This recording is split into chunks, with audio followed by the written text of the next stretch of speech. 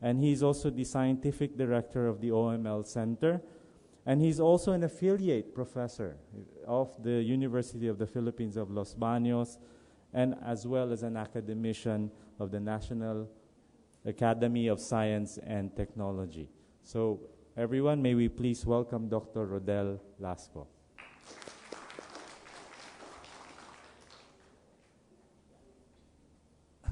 Well, thank you so much, Jenny. And I've never been surrounded by so many economists, so it's kind of frightening, Ryder. At least there's one non-economist there on the side. Of course, you know the jokes about economists. No, I won't tell those jokes, of course.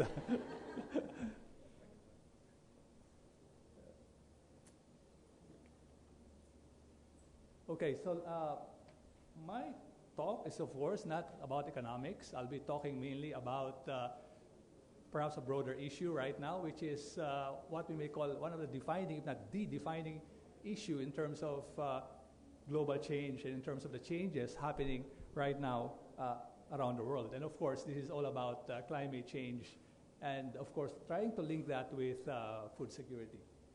And Nordin Hazan was here yesterday, and of course, the whole issue of future Earth, and even beyond that, the SDG, Sustainable Development Goals. And I just want to point out that, as most of you are aware, goal number 13 is stop climate change. So clearly, part of the aspiration of the humanity, of the global community to attain SDGs hinge a lot on addressing climate change. And fortunately for me, talking now, just a few days ago, our president, as you know, signed the Paris Accord or agreement. And so now we are a signatory. Hopefully it will be ratified in the Senate, I think today, hopefully. And so that will be part of this global efforts to address climate change. And so what I'm going to share with you are really just bits and pieces coming out of the report that I was fortunate to be part of, and that is the IPCC fourth or fifth assessment report. First, starting with the physical science basis. This will be quick because I know most of you are aware and have seen this. First, looking at the planet warming, the data set from almost 100 years, more than 100 years of data shows that the planet is indeed warming. We also see sea level rising. These are the evidences used in the report to support or to show that the planet is indeed warming. Arctic ice melting, and of course CO2 emissions rising. And this is the culprit, the cause of climate change.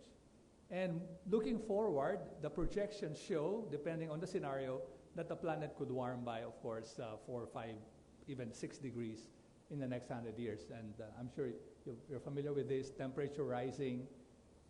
Depending on the scenario, by the way, there is the best case scenario and the worst case scenario. Right now, the track of the planet is towards more the worst case, because even with the Paris Accord and the nationally determined contributions, NDCs, we are still far, far short of what it needs, or what we need to really control the emissions. And the picture in terms of rainfall or precipitation is a bit murky here. The temperature, some parts will be drier, some parts will be wetter, but there's a lot of uncertainty surrounding water and rainfall and precipitation. And in an archipelagic country like ours, and in many countries, of course, in Southeast Asia, including Indonesia, Malaysia, Vietnam, the whole issue of sea level is so important. One of the biggest rice-producing areas, the Mekong River Delta, of course, one of those likely to be greatly affected. For those of you, many of you are from the Philippines, our own Met Office, PAG-ASA, has been trying to project what may happen in the future. So this is the observed versus projected mean temperature of the Philippines using some scenarios and showing how it may increase to 4 degrees in the next 100 years. And again, the rainfall story is also less clear. Some parts drier, some parts wetter. But the more disturbing aspect is that during the dry season, it will be drier, and during the wet season, it will be wetter. So it's really a double whammy there. in terms of what may happen. This graph is showing the drivers of food security, climate and atmosphere, but there are, as you're aware, so much more non-climatic factors. So it's not just climate. Obviously, there are other drivers of food security. And its impacts on production and non-production aspects, and of course, food availability, access, utilization, and stability. Those are the pillars of food security. So this is the framework used in that report on food. And some of the highlights of the IPCC report on food security. So the impacts will vary by region, with many regions experiencing decline in productivity. And as many of you are aware also, medium confidence, there's a confidence language in the IPCC report to give us an idea of the literature support of those conclusions. And this is especially evident in case of rice production. Most of the models showing using a range of GCMs and scenarios show higher temperatures will lead to lower rice yields as a result of shorter growing periods. Of course, Rainer Wasman of Erie being the expert in this. There are a number of regions already, in fact, that are in the heat stress limits for rice. However, part of the literature also shows that CO2 fertilization may be really interesting. It could, in a sense, taper the effect of just the warming and the heat. So that's very interesting for research. At the same time, sea level rise will inundate low-lying areas, again, especially affecting rice-growing areas. Mekong River Delta, of course, one of the best examples. There are many potential adaptation strategies as well, but research is fairly new in terms of adaptation for agriculture. And of course, here we see in this graph the IPCC trying to see whether climate has a role to play in terms of the spike and the variation of food prices. We know what happened, I think it's about 2008. There was the increasing prices of food. By the way, this is what the graph is showing is that the major producers, US, Russia, this maize, this wheat, and this is showing the decline of yield, at least 25% decline in yield, which they attribute mainly to some kind of climate extreme. Okay, so those vertical bars are showing low yields for the major producing country and trying to correlate that to some climate extreme. There seems to be some correlation, although it is not significant. Okay, so let me just add that quickly.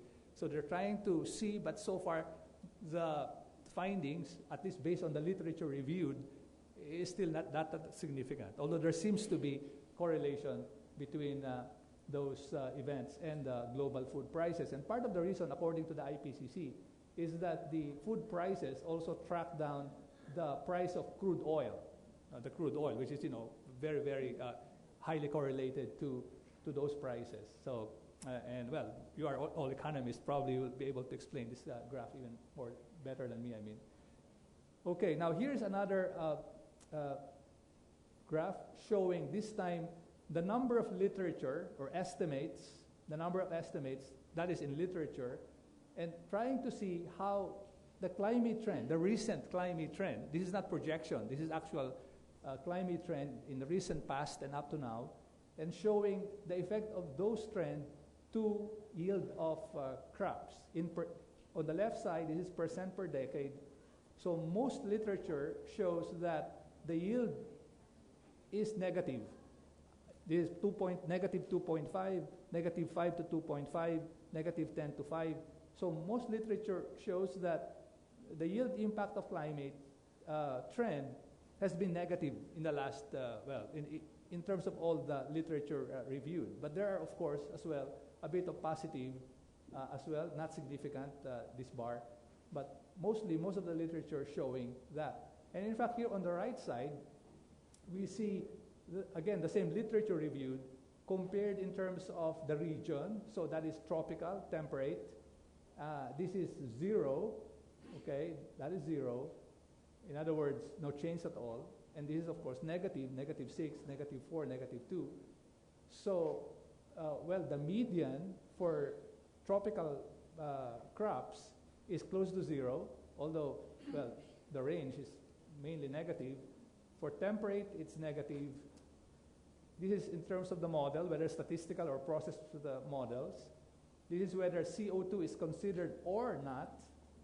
So it's more negative if CO2 fertilization is considered, although the range is wider if not. And these are the major crops: wheat, soy, rice, maize, and perhaps for the Philippines, rice and maize are our main concerns here. So rice there, but corn. So that is the distribution, and that is the median. So that will give you a sense of how climate change could affect the level of production of major crops. This is, of course, global data set. And these are, again, simulations. These are now simulations. And looking at 1 degree increase in temperature, 2 degrees, 3, 4, 5 degrees increase in temperature, which are the range projected under climate change. And here we have the maize yield as percent given the baseline, the baseline which is basically the current baseline, so whether it will increase or whether it will decrease. And the dots are the many, many studies that have been reviewed by the IPCC. These are, the red ones are those studies with no adaptation, and the blue colors or the blue dots are those studies where adaptation, some kind of adaptation options or measures have been considered in the projection. So this is for maize, temperate region, our concern, tropical region. So there seems to be the trend, trend of the line is declining of all these many studies. So as temperature increases, declining corn yields. So wheat, well, for the tropical region, it's more precipitous in terms of the decline here. But again, for temperate countries or temperate regions, seems to be a bit, flat, even increasing or slightly declining. And finally, for rice, for tropical regions, so this with adaptation, there's even a possibility of, based on this, increasing rice yields with climate change, but with adaptation, but declining with no adaptation at all, a slight decline with no adaptation. So I don't know if that's really good news or bad news, but at least we see the possibilities and the uncertainty, because it's so important to realize that in climate change, there's really a lot of uncertainty. It's not like crystal ball, it's really more projections, given certain assumptions. And so projecting the crop yields due to climate change over the 21st century here, again, looking at all the many literature out there, because that's a role of IPCC, synthesizing literature. So from up to 2029 and all the way to almost 100 years from now, and we see that the bulk of literature shows declining yield. Again, these are global picture. This is a global picture, but also some literature showing increasing yield as well, but predominantly less. So there are winners, there are losers, but looks like declining rice yields in the future. Okay, and again, the other thing is the uncertainty, but as well as the spread, here the coefficient of variation showing how much the yield may vary over time, which is, of course, not just the mean, but the spread of that mean and the that distribution curve is very important as well. And we see that for rice, well, at least just one data here from Tao and Zhang 2013, showing that over time, looks like it will spread a bit in terms of the variation of the yield for rice. Okay, and just now sort of finishing the adaptation part, and here's just some recent data from the Philippines. Our colleagues from Isabela State University did this study on corn, and this is using DSAT, some modeling using DSAT and climate change scenarios. And what they found out was in 2020, corn yield could decline by up to 4%, and compared to the baseline or the normal year. And 2050, it will actually decline, but less than in 2020. And the other part of that study showed that this is also the same, maize and in Isabela, and with adaptation. So what they did was to simulate how rainfall may change in the next 100 years, or in this case up to 2050s. And then based on that, the simulation of growing days, transpiration, yield of rice, wet yield, dry yield. So here we see the yield will decline by about 34%. This is the best case scenario of climate change. The worst case, 8.5, 41%. But the news is with adaptation, just changing the planting date, or here in this case with irrigation, we see that the impacts of climate change on corn yield will be reduced. So that's the main message of these studies. By the way, these studies are available in the open access journal of the Oscar M. Lopez Center. It's called Climate, Disasters, and Development Journal. So if you want to know more about this, you can freely download these materials. Okay, and of course, this is the work of Rainer Wassmann and Erie. In terms of adaptation, Erie has been developing these submergence tolerance, for example, varieties, also drought-tolerant varieties. And this is part of the technical adaptation that institutions like Erie and the CGI are developing to adapt to climate change. Okay, just very quickly now, looking at not only adaptation, but of course mitigation is the flip side of our efforts to address climate change, and mitigation is reducing greenhouse gas emissions. And the emissions are increasing. Clearly, this is the problem. That's why we have the Paris Accord designed to taper or reduce the emissions so that we don't increase temperature by more than 2 degrees.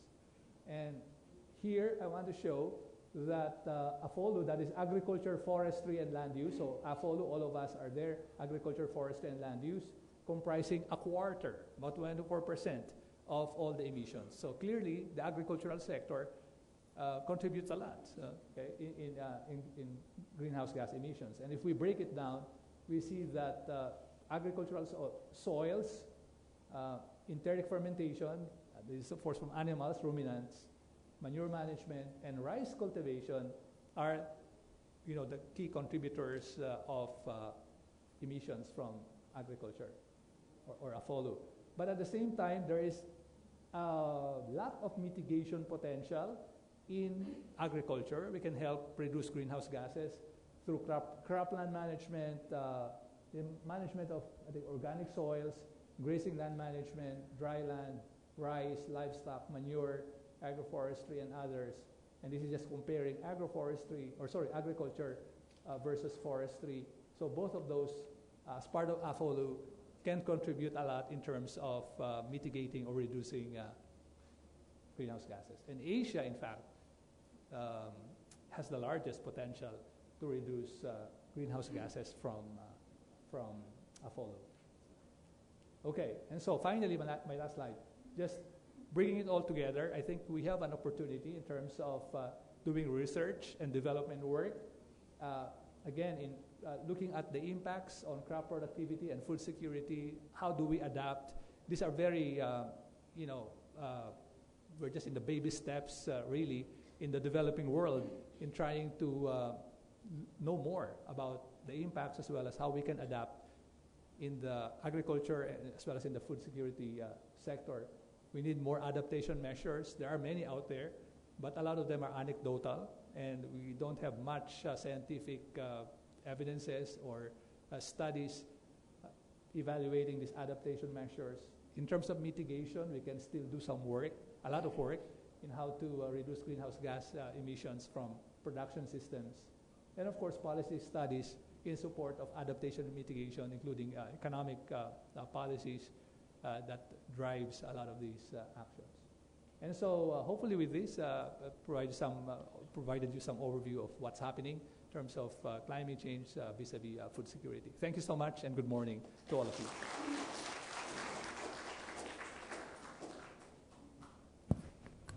Thank you very much, Dr. Lasco.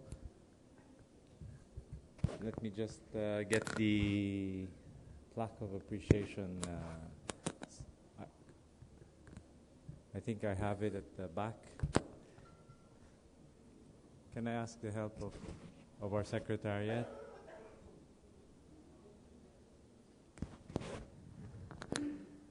It's there. Oh, on my left. I didn't see. Could I kindly ask the Dean and our Chair to please extend the plaque of appreciation to our speaker, our first speaker for the day, Dr. Rodel Lasco.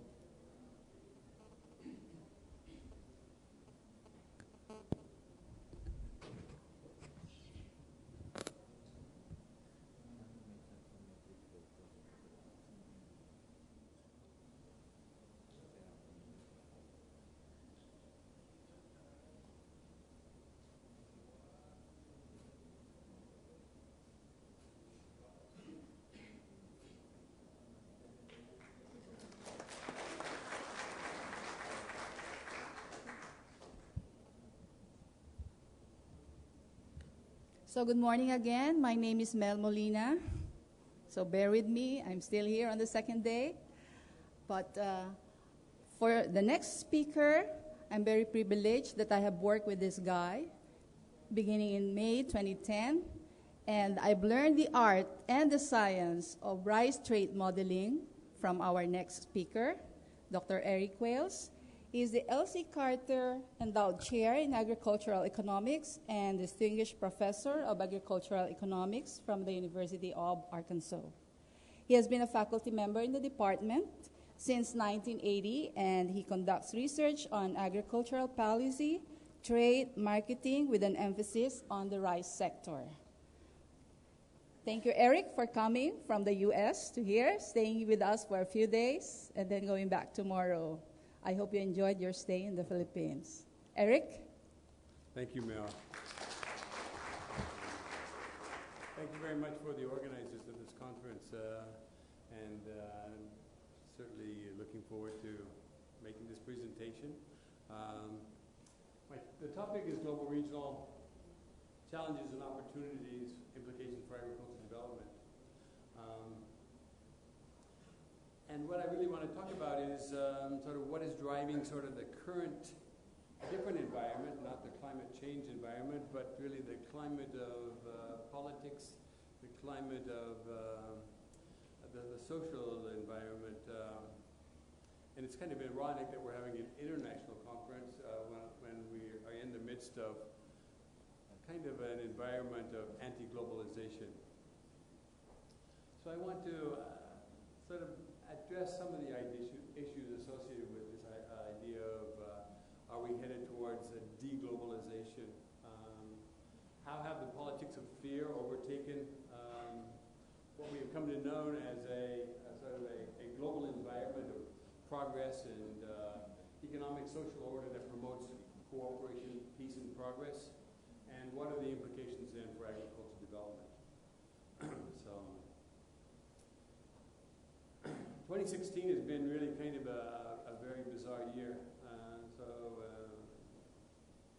After we had the Brexit vote, so a trend, or hopefully not a trend, but certainly an idea of de-regionalization in the EU, with the UK deciding to drop out. And of course, we have the election of President Trump. So it's been a year full of surprises and upheaval. And I think a lot of social scientists, a lot of economists are beginning to sort of question the broadly accepted evidence that power of globalization brings improving lives and reducing poverty. It is true that, in fact, globalization and expansion of trade is not neutral. We know that there are gainers and losers.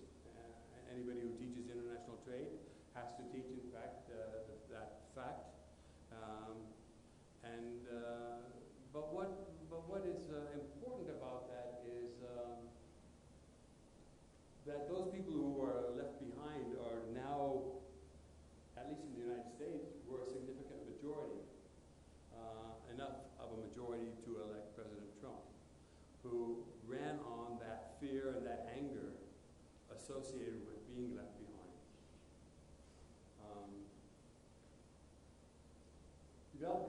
not dealt well with this profound change, though, in terms of what's happened as a result of globalization.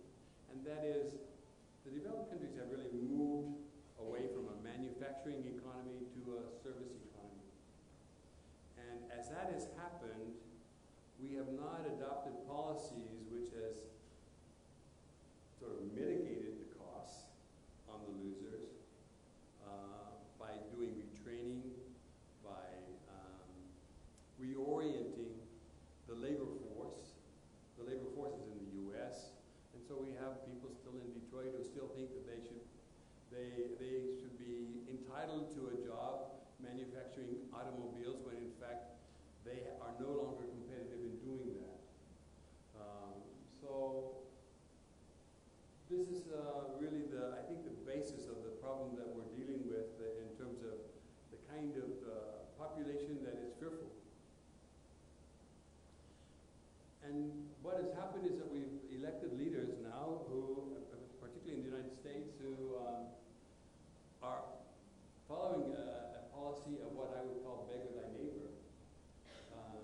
Beggar thy neighbor is basically when you try to solve your own domestic problems by imposing those costs on your neighbors.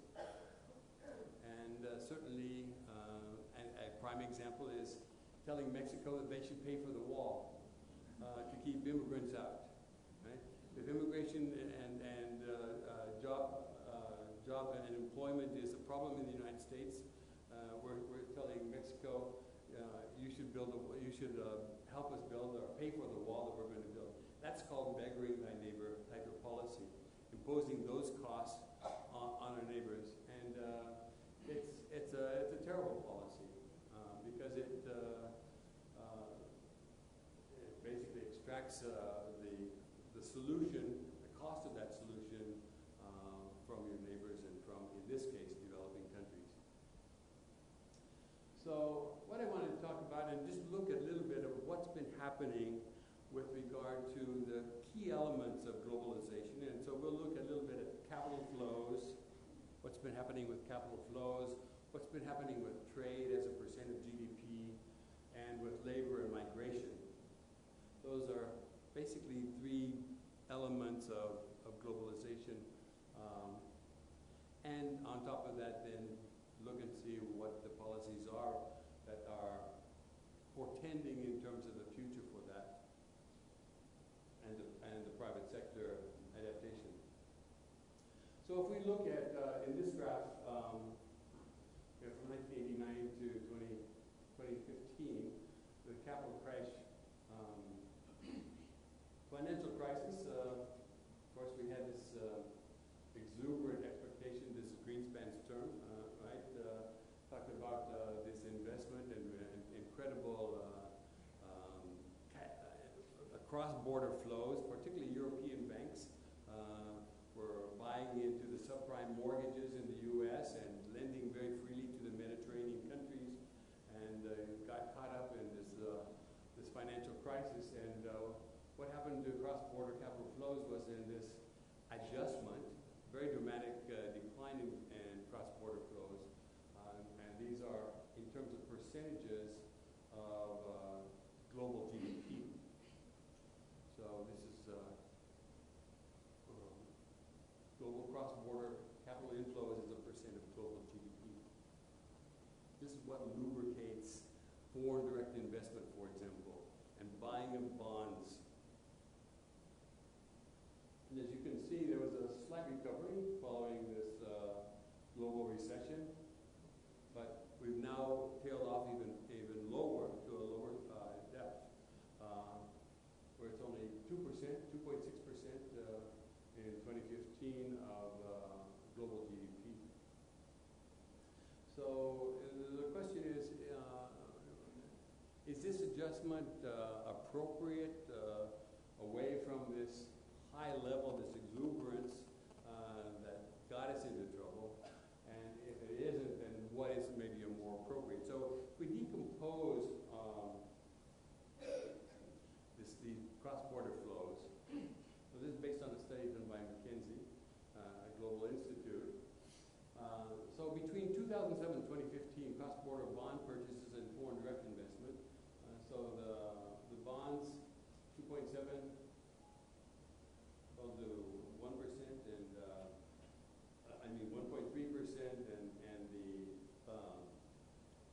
foreign direct investment fell from 2.6% down to 1.9% as a growth rate.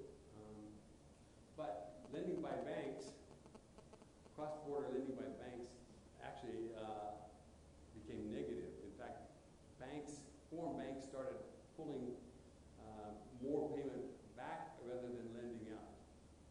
So that's how we ended up with a negative here, and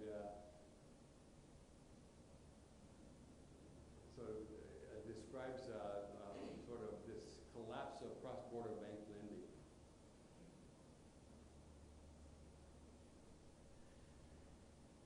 If we look at trade, which is another component of globalization, right? So your way round, what year? 1995, right? And so we see world trade as a percent of global GDP, fairly steady increase from about 45% up to 60% up until this financial crisis, and we had this contraction, right? Slight recovery, but the recovery has been very weak, and in fact it's showed signs of declining in really the last couple of years. So again, this question of globalization, have we maxed out on that, and are we trending back down? I think this is what the data is suggesting. We know that increased urbanization, particularly in Africa, Asia, and Europe, is going to make countries more reliant on trade. Notwithstanding Paul's comment yesterday that we're going to have peri-urban agriculture come to the rescue in terms of food supplies. But certainly we know that, in fact, as these regions urbanize, they will become more dependent upon external sources for trade, for their food imports. And this is particularly true if you look at projections here in the first 15 years of this century on urbanization to the projection for the next 35 years for Africa, for Asia, and Europe. Quite dramatic changes in rates for urbanization.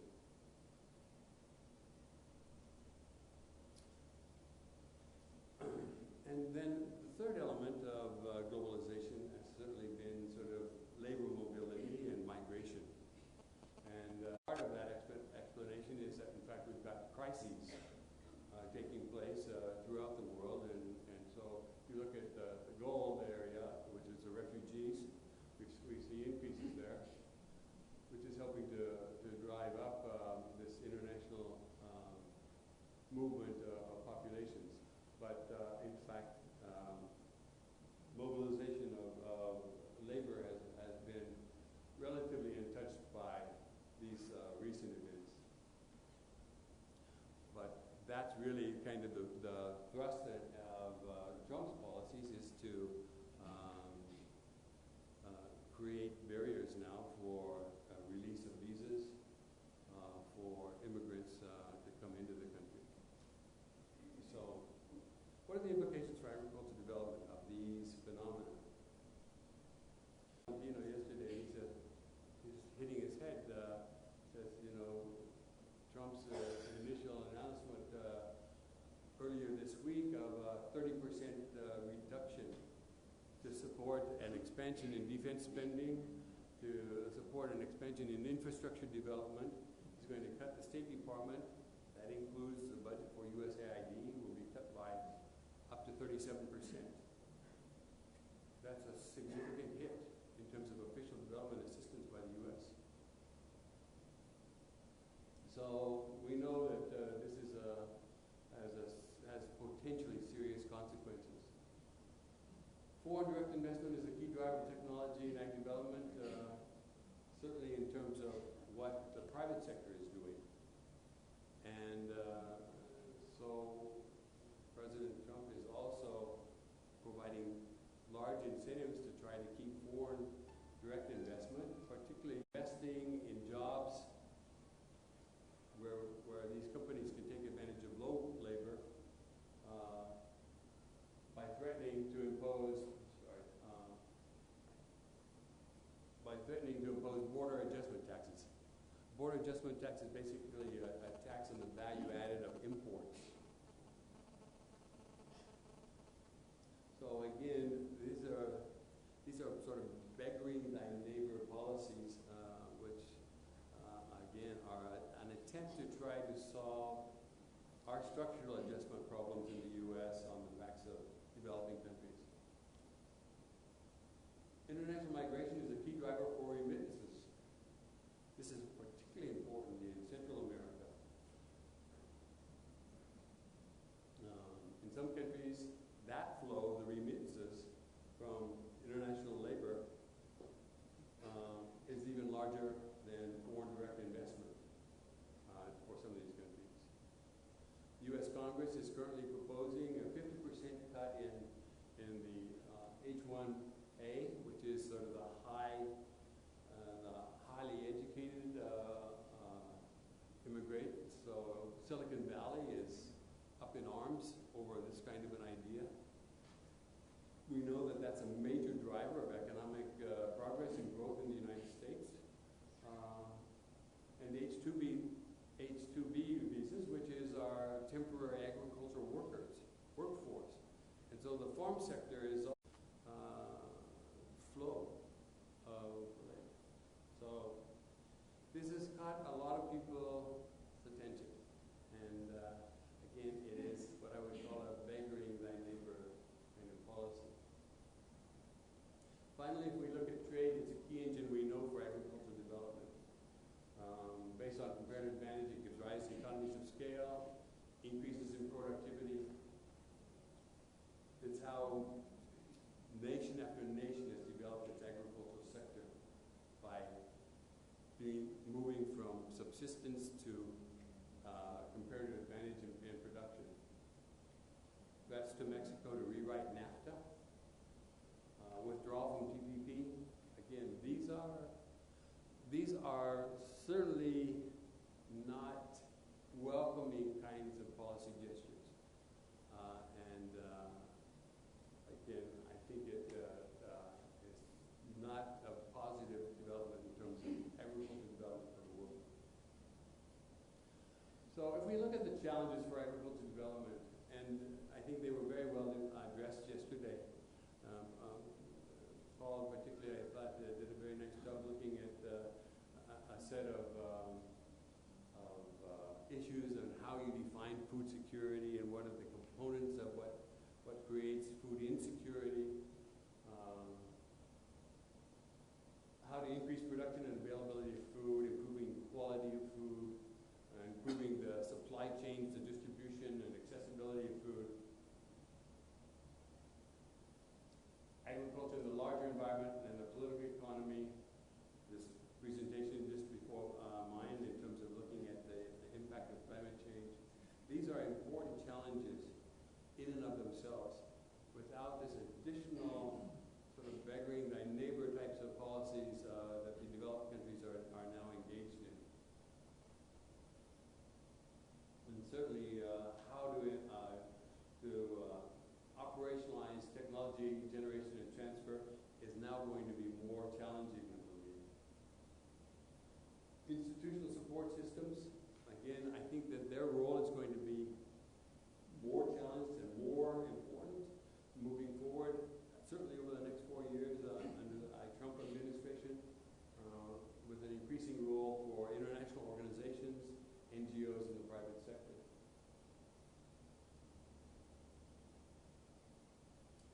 So the opportunities for agriculture development, closing the yield gaps, I think again was a very good set of presentations yesterday, based on sharing knowledge through IT, improving governance, and development of efficient value chains.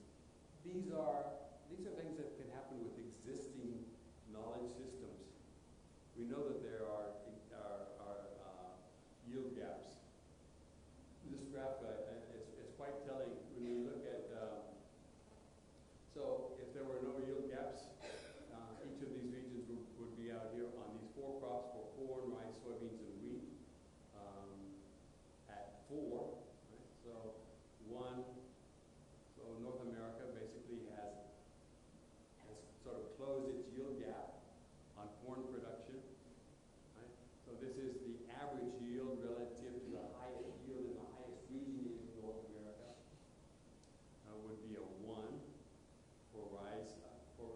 corn, for rice, for soybeans and wheat. We have probably the largest gap in wheat in the U.S., but certainly this takes into account some of the heterogeneity of resources. But we can see that, in fact, there's a lot of potential for closing the yield gap in a number of regions, particularly sub-Saharan Africa. This is, I think, certainly an opportunity that's out there. In Asia, less so, but still an important potential. A second opportunity, I think, is aligning national development strategies with international support systems. So a lot of the work that I've been doing recently has been with this Coalition for Agricultural Rights Development in Africa. And here, basically we have a set of about 23 African countries trying to do supply lifting and sequencing of policies that would promote the development of value chains in these countries with international assistance and JICA, the Japanese Development Agency, has been a key driver with this coalition. A third area is this private partnership. Paul mentioned OLAM is doing a lot of private investment in Africa. Particularly, I'm familiar with their efforts in Ivory Coast, but they're involved in a number of countries. And the final thing I want to point to is adjusting to the challenges of climate change and adopting climate-smart technologies. There's also certainly availability of land resources. If we look at where those are in North Africa, certainly a lot of the land that's maybe in this region can't be adopted without also environmental harm, but certainly South America has a significant amount of land resources and sub-Saharan Africa. So it's not all dismal, and it all doesn't have to depend upon foreign direct investment. It's a matter of getting policies right domestically and regionally, taking advantage of existing technologies, and I think in the near term, given sort of the negative landscape that I portrayed in terms of beggar thy neighbor types of policies, that it's those more traditional approaches, certainly with public-private partnerships, that we're going to have to pursue. So let me just close. Perhaps the macro environment is not as dismal as I portrayed, and that there is, my sense is that globalization really is a process that cannot be stopped, but it can be halted, I think, at least in the short term. And I think as long as our current administration is in power, this is their approach to how they want to handle solving our own domestic problems. We can't pursue the politics of fear by adopting policies on the backs of the poor people. We can be hopeful that this retrenchment in ODA can be offset through private sector investment. But we need to pay attention and limit the damages from this type of policy. Most optimistically, flow of information through social media. So this is really the fourth sort of flow of resources that I think holds the most promise in terms of regional cooperation and global cooperation, conferences, cell phones. All this type of information is a very important element moving forward. This is a key element of globalization that we'll see take place. So we can choose to follow the politics of progress and prosperity, resulting in improved governance, innovation, and global and regional cooperation. So I don't want to end with you thinking that the sky is falling, because I think that we have certainly a lot of potential with existing technologies, and we have the private sector abysmal and threatening, I think, at this point, certainly in the developed countries. And I think, hopefully, I've given you some information to help you understand that. Thank you.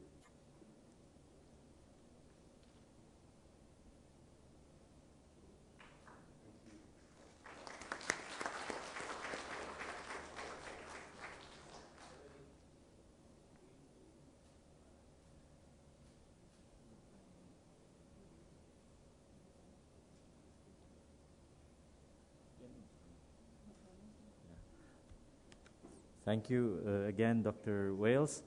Now, we're making very good time, actually, which should give us an opportunity to have a group photo with our set of speakers today as well. Just we had our group photo yesterday. Just before coffee, we'll have one group photo as well. Now, for our third distinguished speaker as well, he is currently a professor at the School of Economics, University of the Philippines in Diliman. But he also served as Dean of the School of Economics from 2012 until 2015. He's also a Senior Trade Policy Advisor for the USAID Philippines Trade-Related Assistance for Development Project, Belwat Incorporated. Let us welcome Dr. Ramon L. Clarete. Thank you, and good morning to you all. Good morning, Dean, and my classmate, Dr. Eden. I'm very happy to be here, and thank you for inviting me to be one of the speakers in this year's International Conference on Agriculture and Food. I'm very happy to be in the same session as Eric.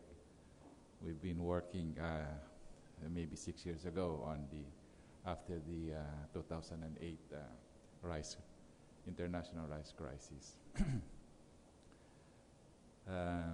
And we still have a paper to finish. Okay, let me start by being still very much optimistic about the global situation. At the start, of course, when the American electorate put President Trump on the global stage and start speaking about global policies, especially affecting trade, that set really some pessimism. But if you look at the man, he doesn't really have a very solid understanding, and he can be malleable depending on how he discovers the reasoning behind why things are like that. Let me just digress first before I go into my pitch, which is very much on the region here. And we can see, I think, as he moves along and learn how to lead this economy, of the number one economy in the world, you would soon discover that there are things that are already in place that doesn't really need a major revamp. But at the same time, he has to also deliver his promise to the electorate, which is really addressing what to do with those who have been left behind, without really destroying the entire thing. And so I start with being optimistic. Remember, we are in East Asia. East Asia, maybe, if the US is slow on this one, maybe left behind. And China will become the number one economy in the world. That could happen. And Japan is also here. And I'm looking forward to, if TPP, the Trans-Pacific Partnership, is already out, for now at least, we have the RCEP, which is the Regional Comprehensive Economic Partnership, which is also a mega trade deal. And it says that China is leading it, but actually it's ASEAN who would like to say we are the leader in that one. And that's Japan, China, ASEAN, Australia, New Zealand. And this year they would announce a substantive closure of that particular agreement. And that may affect how the US president may look at TPP. And he would probably look at TPP as, we need this in order to make America great again. So I think the forces of globalization will continue, but it will have to learn how to deal with those who would be left behind. Okay, my talk today is about ASEAN, because last year we were declared to be an ASEAN economic community. And it is a very one dynamic region in the world, certainly a very promising one. So we look at agriculture and food, whether this particular economic community has been accomplishing a lot. And I must say, I think, not so much. I think when you talk about, I look at about 21 agriculture and food trade, and compare this intra-ASEAN trade, meaning trade among the ASEAN countries in these products, with the trade of ASEAN with the rest of the world. This from 2001 to 2015, we're just really looking at around, in the intra-ASEAN exports, is around 25% of what ASEAN is exporting to the world. So it's good. I mean, that's big, no? But this is the entire exports. So agriculture is only one of them. Okay. If you look at the food exports only and agriculture, it's only around 6%. Okay, and there's not really growth. I mean, there's a slight growth, but I'm not sure whether the AFTA, the free trade agreement, had actually boosted significantly intra-ASEAN trade in agriculture and food.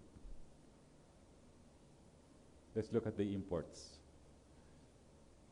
Here's the imports. These bars here are the ASEAN imports from the world. The darker, smaller ones are intra-ASEAN merchandise food, and the proportion of that, again, would be around a fifth, or slightly over a fifth of that world. And this is including everything. So if we look at the food, it's even smaller. It's around 4.73. So I can see a slight higher growth compared to the exports. I would see that there's, I think, great potential of improving that particular share. If this is going to be a very big, one of the big, if you take ASEAN as one economy, and it's going to be one of the big players in the world economy, there should be more interaction among the 10 member states. And in agriculture and food, to be integrated in this particular economy, we need to see more of that share in total exports and total imports of ASEAN to the world. So in 3 periods, there's hardly change in the exports. Look, 4% of total exports is intra-ASEAN, 5% for 2006 and 2010. And after the crisis, 2011 to 2015, it stabilized at 5%. And in terms of imports, it's about the same. Okay. Okay, this one is another slide telling us the kinds of agriculture and food that I looked at. Trade. It ranges wheat, meats, oilseeds, corn, dairy. Now, these are the levels that we are importing intra-ASEAN. And then this one here is the share of intra-ASEAN to total trade in that particular item, food item. For example, in rice, there's rice here. 80% of all trade of ASEAN, imports of ASEAN from the world is in the region. Of course, Indonesia, Philippines, Malaysia would of course be the major importers of Thai and Vietnamese rice. Okay, so, but in the other food categories, they are very, very low. Okay. Coconut oil is big, but that's just a very small amount. Palm oil, I think, is big. I forget where's the palm oil here. Here you are, palm oil is the largest one.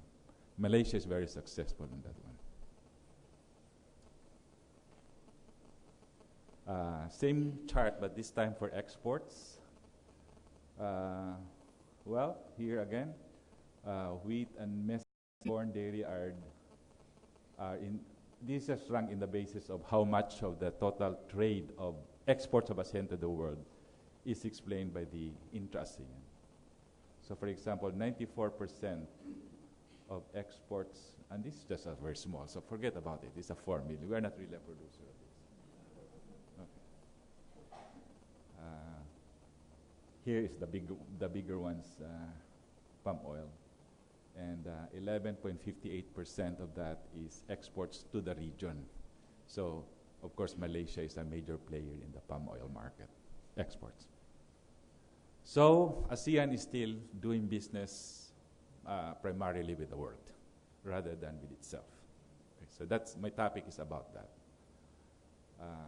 After everything, the optimism about being an economic community, why has it not, and AFTA has been there since the 1990s, has not really moved. Okay. And there are opportunities, I think, if you look at particular items, a significant part of ASEAN food exports to the world is imported by ASEAN itself from the world, but only partly from ASEAN. Okay?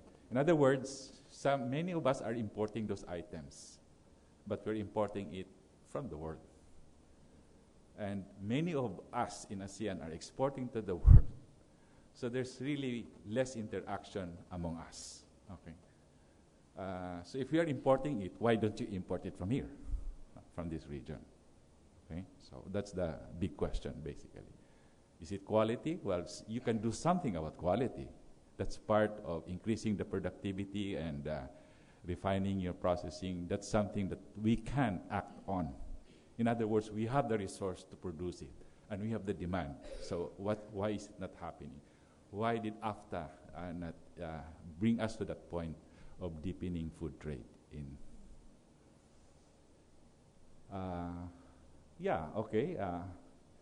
ATIGA is the version of AFTA, ASEAN Trade in Goods Agreement, after incorporating all the other aspects of those agreements that affect trade in goods. So we did some simulations on this one, and for the Philippines, no? And we found out that ATIGA, there's trade creation is how much ATIGA expands domestic. There's trade creation and there's less trade diversion. This one is for just to illustrate, no, using the simulations. Percentage change in increase in exports because of ATIGA, we have 14.82%. But what was involved in that simulation? Just the tariff reduction. So you have a model, you reduce the tariff, and that's how it expanded for the Philippines. Okay. My talk would be look beyond the tariffs. Okay. So processed food exports, average have about 6.19% expansion.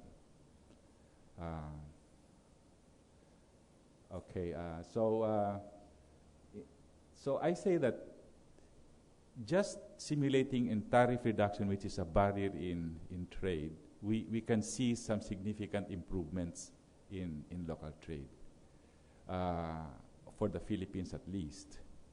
And the point, I think, for our research agenda is to expand this for all the ASEAN countries if it's possible, and using more improved econometric estimates of the parameters of that simulation model, which we call the SMART.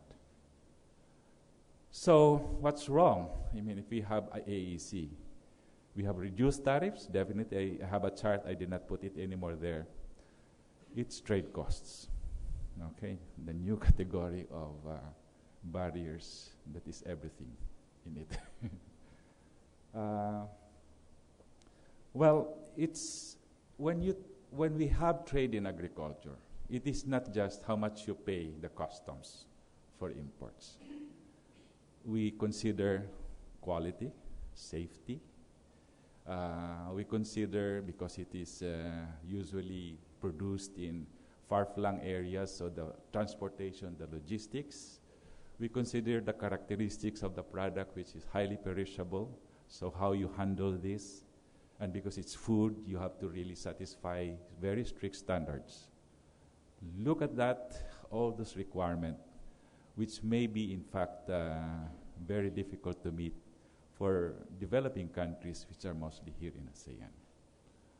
Collect all those information that are the challenges and call that trade costs. Okay. So you may have zero tariffs, but if our exporters here in producing agriculture or finished agriculture, slightly processed agriculture, don't even know what are the standards in exporting agriculture and food, then that's missed export already. They don't even know who wants to buy this. Okay. We've been talking about, which is very important development in international trade, global value chains. And it is one of those things that was mentioned. I wasn't here yesterday, but I picked it up from Eric's presentation about a promising development, which is developing efficient global value chains, not just here in one country, but across the border. Okay. Yeah, that can happen in agriculture, the region's agriculture and food trade. Some countries may have the comparative advantage in understanding how to handle food, to meet the standards of food in Europe and US. And some other countries may start out by being in the upstream in this value chain supplying. So we can expand our capacity in this region to be able to export to the world more processed food and agriculture and the materials that are coming from ASEAN itself. So those things require organization. Those things require more understanding among countries here in the region how to get these things organized. And ATIGA has enabled some of these reforms, but there's certainly more things that we need to understand beyond ATIGA. Oh, I have here the tariff rates.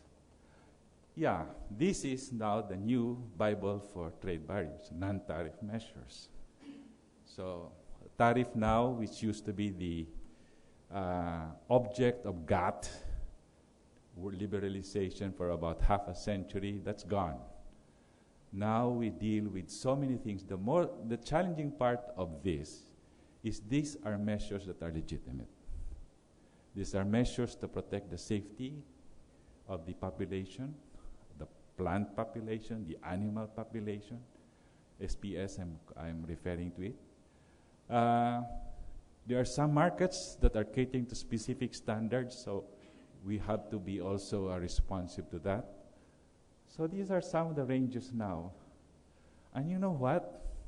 This is a growing, because every regulation, every area of this is growing in several new regulations about it. So, but just focus on SPS, which most of us understand, because we have a Bureau of Plant Industry for in case of plants, Bureau of Animal Industry who is implementing our standards, and every other country in ASEAN would have also like that. Okay? That administration itself could give us new barriers to trade. We hear about non-tariff barriers or NTBs NTM. So people are asking, what's the hell is the difference between the two? Well, it's in the way how you implement NTMs. NTMs can become NTBs if you don't administer it properly. Some administer it in order to resurrect the old idea of protection. That's the wrong way. It will, in fact, be, because before when we acceded to the WTO, people in agriculture were saying, you are reducing the tariff barriers, all these quotas you are lifting, it will kill agriculture. But sadly, I think not necessarily in the Philippines only, but I think it's not also far-fetched not to assume that it's happening. They are using SPS measures to be the hidden barrier to trade. So it's up to how you the powers, our leaders calculate the politics of it. When the pressure is high, they may just close down the number of permits they are going to issue. We've seen that in garlic. We've seen that in onions. I'm not saying that a particular administration, but this is some of those creative ways of resurrecting the barriers that used to be there, run by the tariffs. So that's one way of making an NTM become a NTB. And the more like this, on top of the lack of capacity of the private sector, small and medium enterprises, to be able to participate in exports and imports because they just don't know. The lack of infrastructure in a developing country, especially the logistics part, that to me is the big part story of the trade costs. And there's some estimates of this. This one is by SCAP and World Bank, because sometime in 2012, Novi developed a methodology using the gravity model of trade to read trade costs from existing data. And they tried to make a database out of that already. And agriculture is at least twice that of manufacturing. Okay, so that is, I think, still a very crude information. We need more. What part of agriculture is really, and what components of it, of the trade costs? I mentioned so many things. Is it NTMs? Is it logistics, etc., etc.? Those could be a research agenda of the budding scholars in this broad area of agriculture, food, and food trade. Okay, by countries, these are just some estimates of the trade costs. Average intra, Brunei is the highest. Where's Philippines? Philippines is here, third highest. So these are some of the things that make up distance, maritime connectivity, logistics, doing business. So it's like everything. But I think we should take note of these NTMs. There are still tariff restrictions. Our agriculture here, at least, we still have our, what you call this, minimum access volume. And of course, our rice, which is still under a QR, and the current administration hopes to have a fourth extension. So they may get it, they may not get it, so I don't know. So that's my observation. A long way to go before food trade becomes an important part of ASEAN's single market. There are opportunities for deepening ASEAN trade, definitely. One needs to look at the effect of ATIGA, not on its tariff, but of trade costs. The average inter-trade of agriculture is just 93 to 334. Sorry about this. How much intra-ASEAN food trade expands depends upon how ASEAN countries are able to reduce trade costs, which ATIGA mandates all member states to do. let me close by again going back to the theme that Eric started. And I do think that I'm an optimist. I haven't thrown President Trump all the way to the garbage can. He will learn. I think in the process, he will learn because the U.S. bureaucracy is highly professional. And the private sector there would soon be able to catch up with him. That what's in place in the global trade right now is this fragmentation of international production based on comparative advantage. Some countries can do better, some tasks.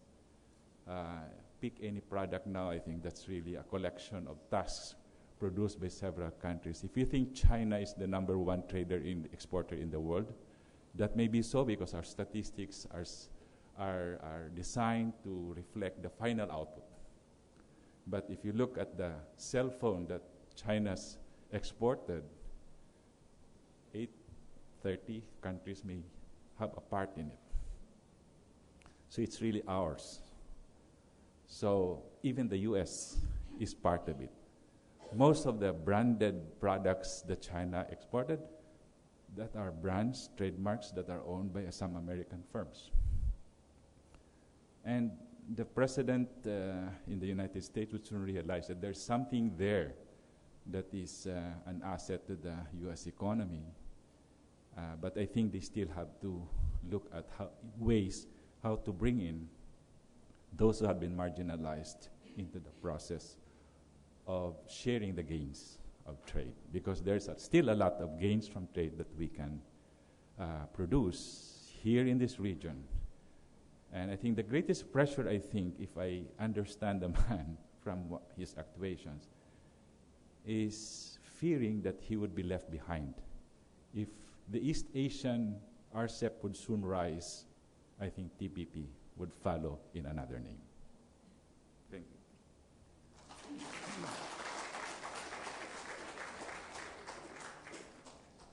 Thank you very much, Dr. Clarete. Again, we ask our chair and the dean to give the plaque of appreciation.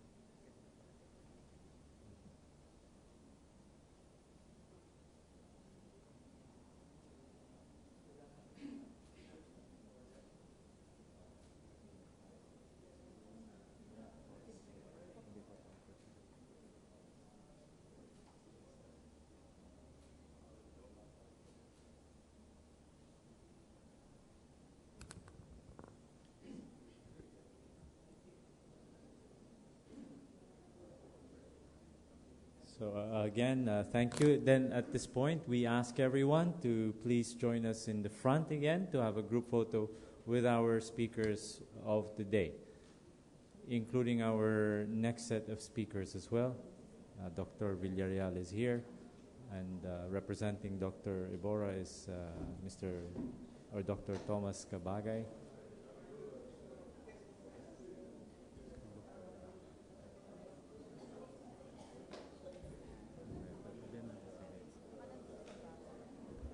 The same setup as yesterday. We have our speakers in the front and all our participants at the back of the speakers as well as the stage.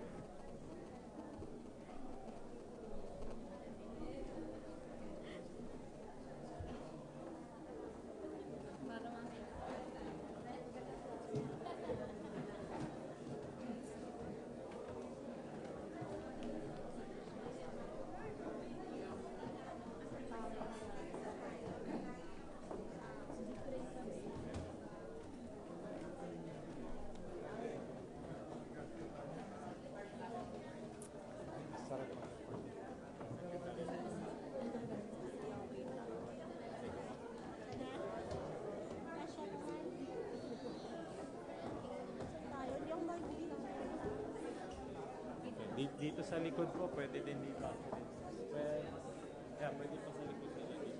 Yung matatangkad. Yung matatangkad, pwede dito. Pwede rin tayo sa ano kaya? Pwede rin sa ano? Masabi ko sana sa tour. Dito. Yung matangkad, kung kaya mo ibigay sa atin. Pwede din dito.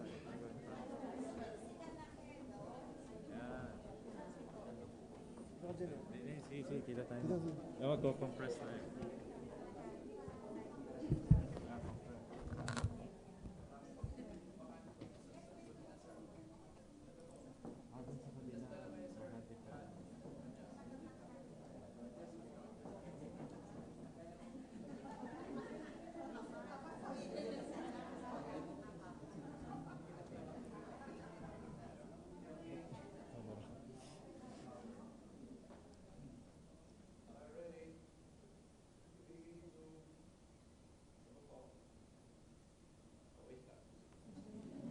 Official one.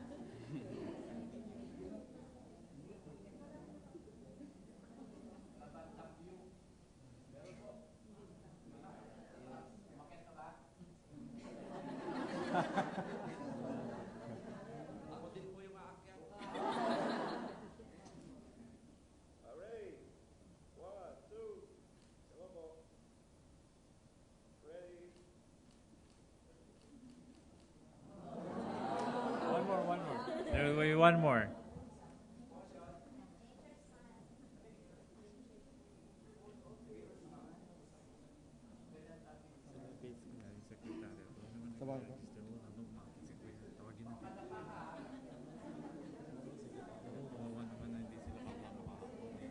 Kahit dito sila sa harap siguro, mag-sit down na lang or ano.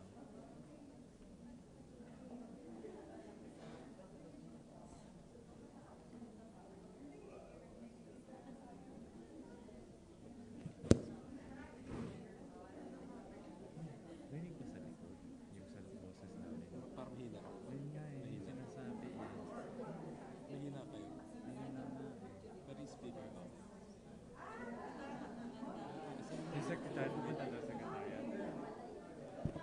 Tagal na lang kumilos.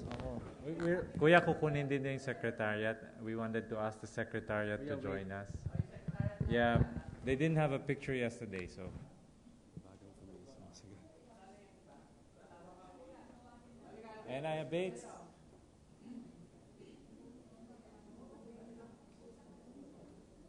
They're working behind the scenes, so they should have some pictures as well.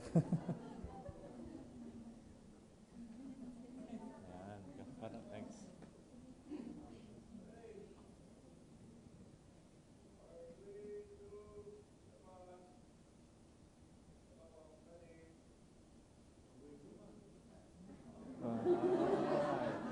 One more wave down.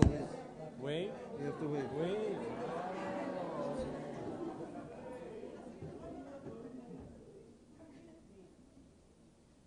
Okay. Coffee break na for 15 minutes.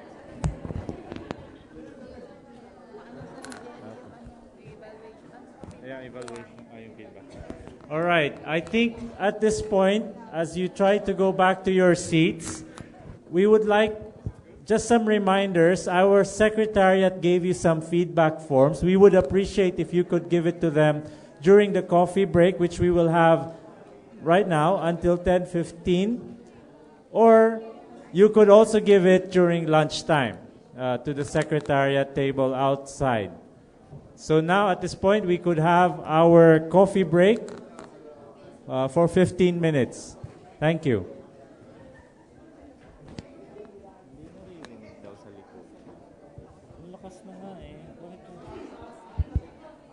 Hello. Hello. Hello. Hello.